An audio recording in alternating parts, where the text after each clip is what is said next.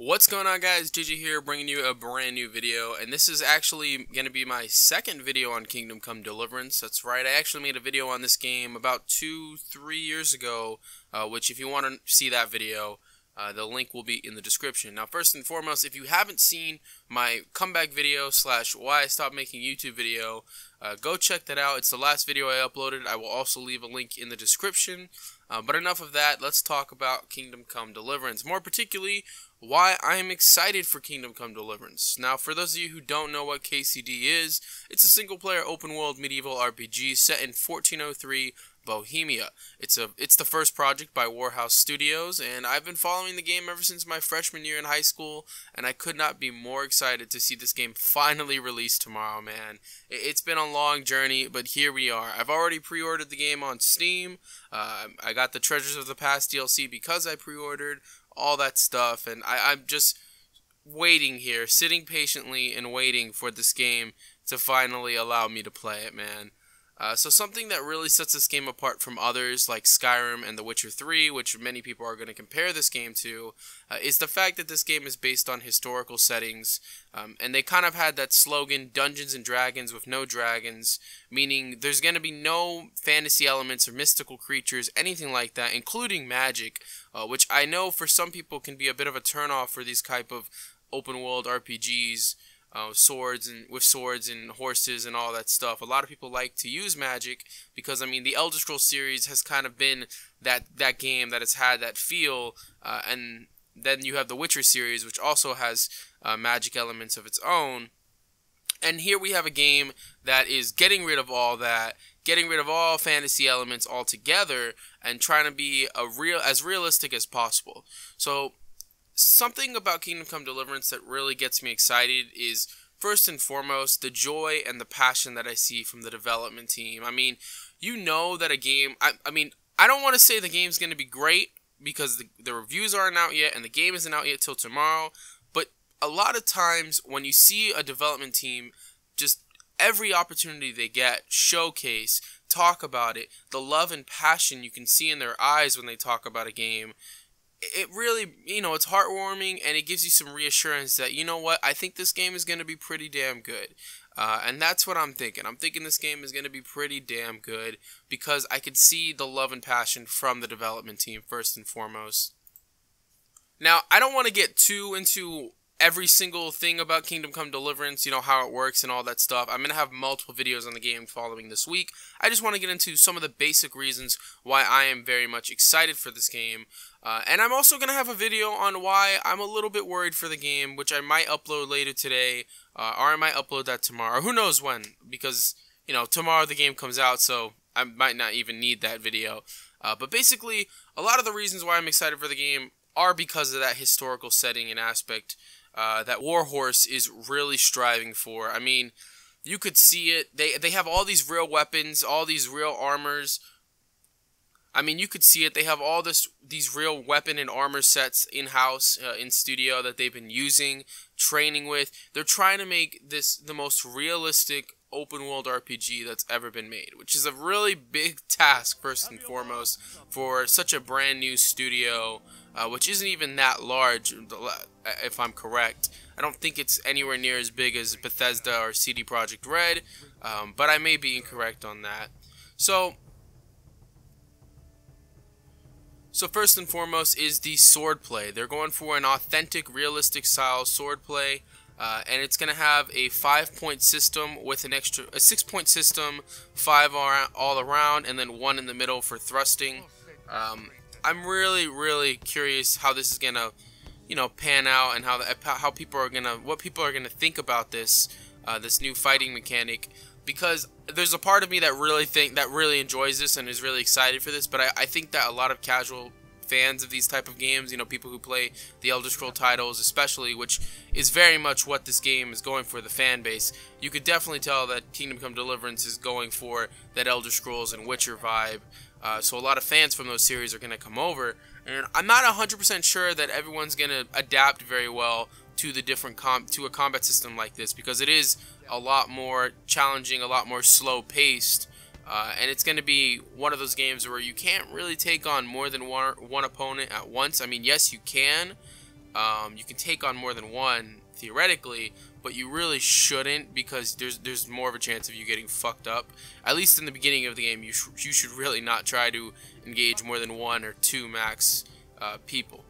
So another really cool thing regarding the combat system is the archery. The archery looks really cool in this game. You don't have a reticle or anything like that, so you have to just basically see everything with your eye. And I'm excited for that, man. I am pretty excited for the archery. The game has all sorts of stuff that is in your typical open world RPG, stealth systems, loot systems, you know, all that stuff. Really cool, really interested to see how those mechanics play out. The leveling system looks good. And one thing that really does interest me, and I always play with these mods when I play Skyrim, is I Need and Frostfall and all that stuff. Survival element mods, because this game is sort of a survival game in a way. I mean, obviously it's first and foremost an open world medieval RPG, but you also have to eat and sleep to survive in this world. You're going to be required to eat and sleep. Food does go bad also. It's not like Skyrim and The Witcher 3 where you can just stack up on food and then eat it whenever you need for new health. No, in this game, food will go bad after a day or so. Well, depending on what the food item is. So that is actually a really cool mechanic to see. There isn't too many games that does that.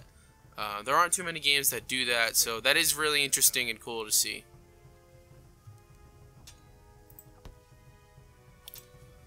Now, something that I was admittedly a bit worried about for this game was the story, how the storytelling was going to be, how it was going to be written.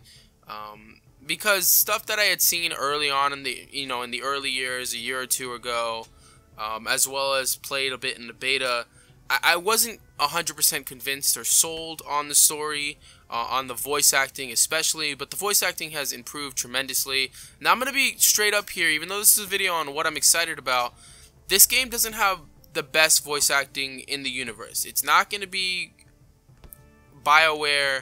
It's not going to be BioWare and Naughty Dog type level when it comes to voice acting. I don't even know if people consider BioWare good voice acting anymore, but it's not going to be like that, you know, with some good voice acting. It's going to have, some characters are going to sound really good, some characters are not going to sound so great, but at the end of the day, who cares? I mean, everyone in Skyrim and Oblivion and more, well, I don't even think Morrowind has voice acting that much, but everyone in Skyrim and Oblivion basically have the same voices, so I don't really care at this point.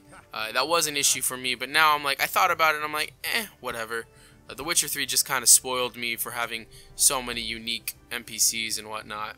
But regarding the storytelling, you know, I said I was a little bit worried for it because everything that I had seen early on, I was just like, I don't know if this is going to live up to what a lot of people are expecting. And a lot of people are expecting a Witcher 3 type story. And when I say that, I don't mean like a Witcher 3 story exactly. I just mean The Witcher 3 has such good storytelling and choices and build up, and you really feel like, wow, I can't believe this is just your typical open world RPG that has such a good story like this. And a lot of people are expecting a story similar in a game like this, and I didn't know if this game could deliver.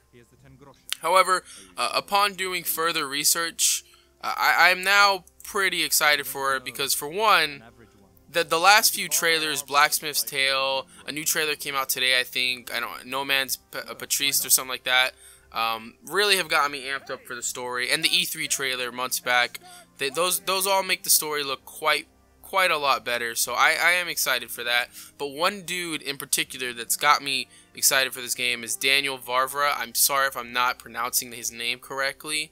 And I've known he's working on the game. I've known he's like kind of like the face of the game at this point for the past few years. I've been following him, and I've always known that he's worked on Mafia 1, The City of the Lost Heaven, ignore that sound, sorry, and Mafia 2, which are both tremendous games. I didn't know that he was the lead author for those video games, though, which I'm pretty sure means that he wrote the story for those games, or at least he was like the head guy in charge of the story. I didn't know that he was that dude. I thought he just was one of the lead designers and whatnot. I didn't know he was one of the guys in charge of writing the story. So that's really gotten my expectations levels a bit higher for the story, seeing as how he's in with this development team. Because I think Mafia 1 and 2 have just, both of them have incredible stories. So if it's anything like that, anywhere near the writing level, I think that this game has potential to be a really damn great game when it comes to story. And another thing that I think people are going to be really excited for is kind of the nostalgia feel when it comes to the Elder Scrolls 4 Oblivion, which this game very much is reminiscent of, in my opinion, because, I mean, just the open field, the armor. Out of all the Elder Scrolls games, Oblivion is the most medieval feeling type game, where Skyrim is a lot more Norse, you know, all that stuff, Norse gods and all that stuff. Oblivion is a lot more medieval in feel. So this game really does give me that Oblivion vibe. I mean, just looking at the landscapes and even the menus look like Oblivion. So that's really going to pique the nostalgia interest for a lot of people, I think, when they watch gameplays and trailers and Let's Plays for this game. I think the Oblivion nostalgia is really going to be there. But anyways, that's it. Thank you guys so much for watching the video. Like I said, this is one of my first videos back, so if you haven't seen my official comeback video, watch that. Link in the description down below. Don't forget to like, comment, and subscribe. And let me know if you guys are excited for Oblivion. Also, tap the bell icon on your phone or on your computer. It basically allows you to be notified when I upload a new video, which will be a lot this week when talking about Kingdom Come Deliverance. I'm going to have a lot of videos on this game. So thanks so much for watching, and peace.